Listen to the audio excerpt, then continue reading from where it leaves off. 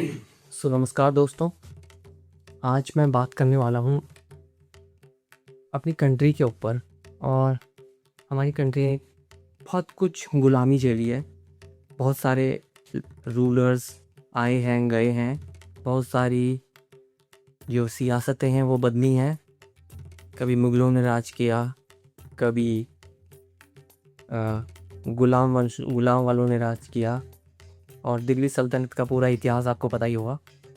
तो इस बीच में क्या हुआ कि हमारे देश का एक नंबर 1 इंस्टीट्यूट जहाँ लोग पढ़ने आया करते थे, और वो एक ऐसी यूनिवर्सिटी थी जहाँ स्टूडेंट्स रह सकते थे और पढ़ सकते थे। तो ऐसी यूनिवर्सिटी हमारे देश की पास थी जिसको कि उस टाइम के रूलर्स जो नहीं चाहते थे कि ये फ्लोरिश हो, उन्होंने डिस्ट्रॉय किया। तो अब इससे एक प्रश्न ये उठता है कि डिस्ट्रॉय तो कर दिया, ठीक है, उसके बाद काफ़ी साल गुजर गए, लेकिन अभी तक हमने कोई यूनिवर्सिटी उसके जैसी नहीं बनाई जो कि वर्ल्ड स्टैंडर्ड की यूनिवर्सिटी हो। तो इसके पीछे क्या कारण हो सकता है? इसके पीछे बहुत कारण ये भी है कि हमने अपनी किताबों को पढ़ना छोड़ दिया। अपने जो हमारी खुद की बनाई हुई, खुद की खोजी हुई नॉलेज थी, उस पर हमने भरोसा करना छोड़ दिया। अगर एटलीस्ट आपको हमारे अपनी नॉलेज पे भरोसा नहीं है तो उसको एक बार पढ़ो और रिसर्च करो, और गलत है तो खारिज कर लो। कम से कम इतना तो पता लग जाएगा ना कि वो गलत है।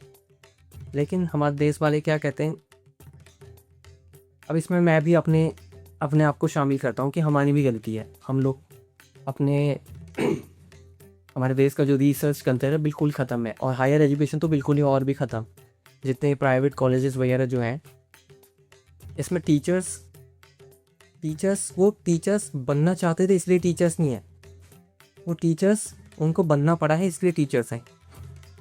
और ऐसा नहीं है कि सारे लोग ऐसे ही हैं, उसमें कोई अच्छे लोग भी होंगे, पर ज़्यादातर लोग ऐसे ही हैं।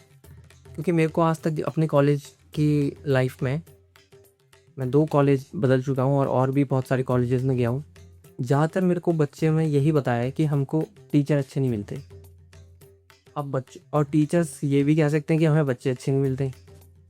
तो हमें जेन्युइनली अपने आप को एनालाइज करना होगा, अपनी क्यूरियोसिटीज़ को जांचना होगा कि हमें क्या कमी है। हमारे देश में इतनी बड़ी पॉपुलेशन है और हम रिसर्च कल्चर में कहीं स्टैंड ही नहीं करते। हमारे वहाँ से कोई रिसर्च नहीं होती। हमारी रिसर्च इसी बात पर ख़त्म हो जाती है कि हमने किसी की पीएचडी में एक गलती निकाल दी तो हमारी पीएचडी पब्लिश हो जाएगी, हमारा पेपर पब्लिश हो जाएगा और हमें डिग्री मिल जाएगी, और उसके बाद हम नौकरी ढूंढने लग जाएंगे।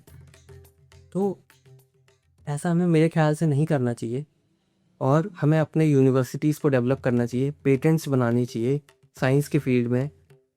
और दूसरी बात ये है कि हमारे जो ये जो रिलीजन वगैरह का जो चक्कर है, इन्होंने भी कुछ दुकान सी खोल ली है अपनी, और इसमें हमारी गलती है।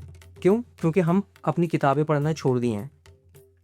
तो अगर हमने अपनी किताबें पढ़ी ही नहीं है, तो जिसने पढ़ी है चाहे वो गलत ही मतलब बताए, लेकिन उसने पढ़ी हो है और हमें कुछ पता नहीं है, और हम इसलिए वो जो भी बोलता है हम उसको मान लेते हैं, और फिर हम उन्हीं की गवाही लेते हैं कि यार ये बात सही कह रहा है कि नहीं कह रहा है, जबकि हो सकता है कि वो लोग गलत कह रहे हो या गलत समझे हो।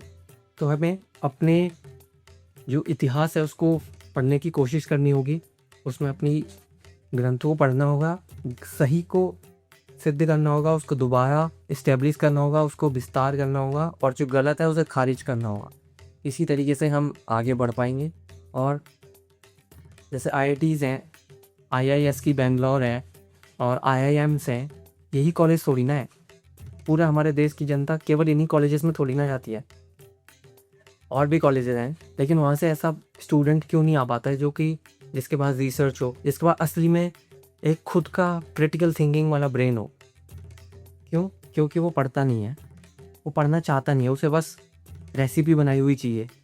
ठीक है कि मुझे ये डालना है, ये डालना है, और ये डिश बन जाएगी, और उसके बाद मैं आराम से इंजॉय करूँगा। जबकि ये आपको इंस्टेंट ग्रेटिफिकेशन दे देगा, आपको सक्सेसफुल भी बना देगा, पर इससे हम कहीं अपनी जगह नहीं बना पाएंगे वर्ल्ड स्टेज पे। तो मैं ये गुजारिश करता हूँ कि जो भी जेन्युइनली इंटरेस्टेड है वो अपने पढ़ाई करे, पढ़ाई पूरी करे। और दूसरी बात, क्योंकि मैंने खुद ने बीएससी करी थी, तो मैंने बहुत लोगों के मुंह से ही सुना है कि बीएससी मत करो और इससे कुछ नहीं होगा, तुम्हारा फ्यूचर बर्बाद हो जाएगा। मैं उन स्टूडेंट्स को जो कि बीएससी एज ए चॉइस कर रहे हैं, ये नहीं कि उनकी मजबूरी है, जो एज ए चॉइस बीएससी कर रहे हैं, मैं उनको कहूँगा कि आप बीएससी करो। वो बहुत अच्छा कोर्स है और उसमें बहुत अच्छी आपको डीप नॉलेज साइंस की दी जाती है। ऐसे ही और भी कोर्स होंगे, बीए जैसे एक कोर्स है, वहाँ आपको बहुत अच्छी ह्यूमैनिटीज़ की नॉलेज दी जाती है।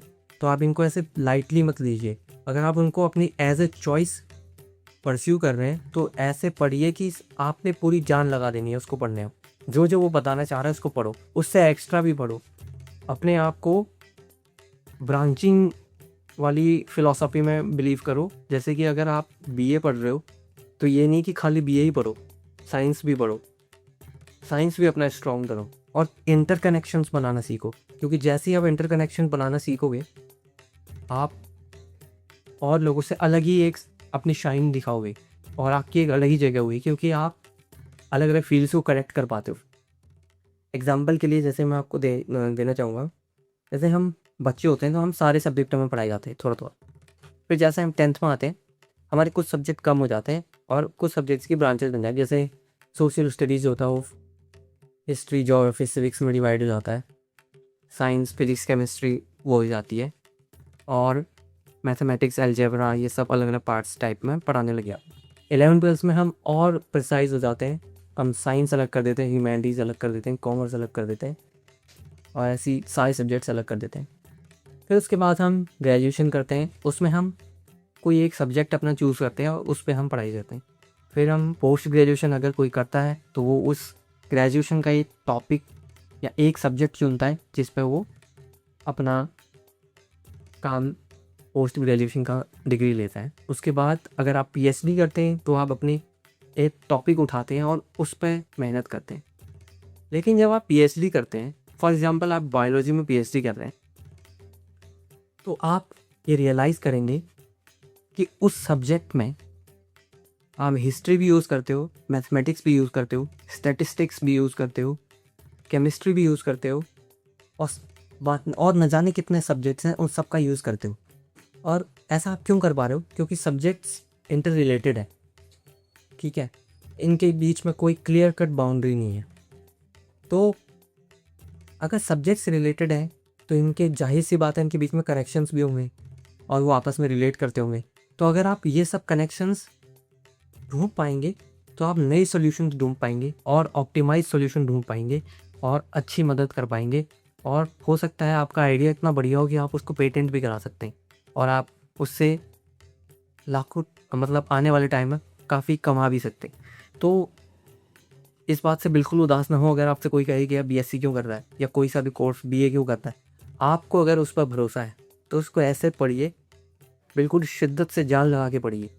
और ऐसे उसको पढ़ने के अगर उसमें से कोई एक टॉपिक आपसे कोई पूछे तो आप इतने बढ़िया से बता पाएँ कि अगर बच्चा भी सुन रहा हो तो उसे भी समझ आ जाए।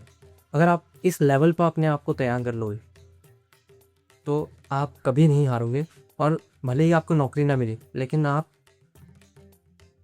अनसक्सेसफुल नहीं होंगे, सक्सेसफुल होंगे। तो ये मैं कहना चाहता हूँ और थैंक यू। अगर आपको वीडियो अच्छा लगे तो लाइक, शेयर एंड सब्सक्राइब करें और मिलते हैं नेक्स्ट वीडियो में।